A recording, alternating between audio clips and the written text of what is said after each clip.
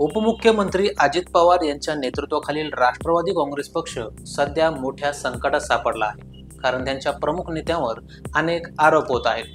बीडमधील मस्साजोग येथील सरपंच संतोष देशमुख यांच्या हत्येतील प्रमुख संशयित वाल्मिक कराड यांच्याशी असलेल्या कथित संबंधामुळे राज्याचे अन्न आणि नागरी पुरवठा मंत्री धनंजय मुंडे यांच्यावर टीका झाली. मात्र यामध्ये आता आणखीन एका गोष्टीची भर पडली. कृषी मंत्री आणि आमदार माणिकराव कोकाटे यांना नाशिक जिल्हा सत्र न्यायालयाने कागदपत्रांमध्ये फेरफार केल्याप्रकरणी 2 वर्षांची शिक्षा सुनावली आहे. ज्यामुळे अजित पवार आणि पर्यायाने राष्ट्रवादीसाठी हा खूप मोठा धक्का मानला जात आहे. पण हे प्रकरण नेमकं काय आहे आणि याचा कोकाटे यांच्या मंत्रिपदावर आणि आमदारकीवर काही परिणाम होईल का? चला जाणून घेऊयात. नमस्कार, मी गजानन पौळ आणि तुम्ही पाहताय ऋतम मराठी. खरं तर हे प्रकरण 1995 ते 1997च्या दरम्यानचं आहे. तेव्हा कोकाटे आणि त्यांचे भाऊ सुनील यांनी त्यांचे उत्पन्न आणि घरांची खोटी माहिती जाहीर करून सरकारने पुरवलेल्या सदनिकांसाठी अर्ज केला होता. मात्र या प्रकरणी तत्कालीन अधिकाऱ्यांनी आक्षेप नोंदवले होते. तसंच कोकाटे यांचे राजकीय प्रतिस्पर्धी आणि तत्कालीन माजी राज्यमंत्री तुकाराम दिघोळे यांनी याचिका दाखल केल्यानंतर हे प्रकरण समोर आलं.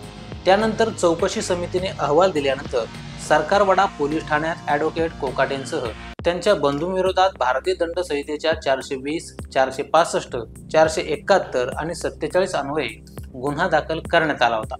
आता कोकाटे बंधूंना 5 वेगवेगळ्या कलमांतर्गत दोषी ठरवण्यात आले. प्रत्येक कलमांतर्गत 10,000 रुपये दंड आणि प्रत्येक प्रकरणात 2 वर्षाच्या सक्त मजुरीची शिक्षा सुनावण्यात आली. मात्र ही शिक्षा एकाच वेळी 2 वर्ष कालावधीसाठी भोगावी लागणार आहे. शिक्षा ठोठावल्यानंतर न्यायालयाने अवघ्या 2 तासात जामीनही मंजूर केल्याने कोकाटे यांना दिलासा मिळाला आहे. आता निकालाला जिल्हा सत्र न्यायालयात आव्हान देण्यासाठी कोकाटे यांनी प्रयत्न सुरू केले आहेत. कमी उत्पन्न असल्याचं सांगून तसंच स्वतःचं घर नसल्याचं सांगत कोकाटे यांनी मुख्यमंत्री कोट्यातून कमी दरात सदनिका पदरात पाडून घेतली होती. तसंच इतर 2 लाभार्थ्यांना मिळालेली घरंही स्वतःच्या नावावर करून घेतली होती. घरं नावावर झाल्यावरही अवैध बांधकाम केल्याचा त्यांच्यावरती ठपका ठेवण्यात आला होता. सदनिका मिळवण्यासाठी कोकाटे यांनी 30,000 रुपयांचं वार्षिक उत्पन्न असल्याचा दाखला सादर केला होता.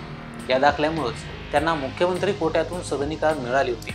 परंतु न्यायालयात सुनावणीच्या वेळी सरकारी पक्षाच्या वतीने बंदुकीच्या परवान्यासाठी कोकाटे यांनी दाखल केलेला अर्ज सादर करण्यात आला होता.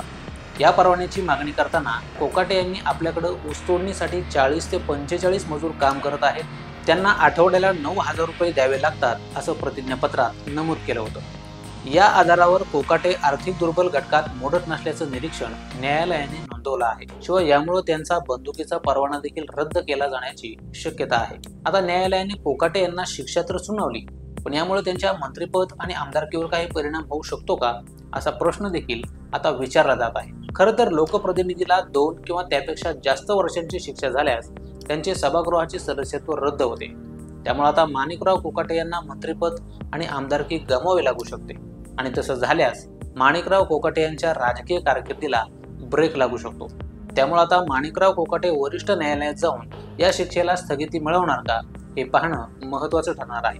खरं तर धनंजय मुंडे यांच्यानंतर राष्ट्रवादी काँग्रेसच्या या दुसऱ्या मोठ्या नेत्याच्या मंत्रिपदावर घंटांतर उडावलं असल्याने राष्ट्रवादीची डोकेदुखी वाढली आहे. मात्र माणिकराव कोकाटे यांची कायदेशीर टीम त्यांच्या शिक्षेला स्थगिती मिळवून देण्यात यशस्वी होईल का, की यामुळे त्यांचा राजकीय प्रवास आणखीन धोक्यात येईल, ते आम्हाला कमेंट करून जरूर सांगा.